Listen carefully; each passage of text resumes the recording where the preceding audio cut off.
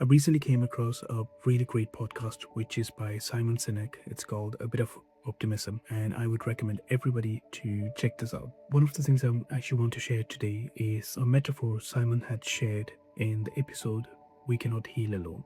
So, Simon talks about when you're in pain, it feels like you're sitting in the mud or in the puddle and you don't want to get out. It is uncomfortable, it's not nice, but you just want to sit there. You feel like you're stuck. And often, what people would do, friends, families, professional, is that they're trying to pull you out of the mud and saying, "Hey, come on, let's do this." He does use an example of an individual who's grieving, and all his friends wanted to do was help him kind of move on. So, let's go to the pub, let's do this, etc. But what Simon's saying is that the true act of service or true friendship is, rather than pulling someone out of the mud, is actually sitting with them in the mud. And it's not comfortable. It is difficult, but you're sitting with them because you love them, you care for them, and you're basically telling them the only time we're getting out of this mud is when you're ready, when you want to get out.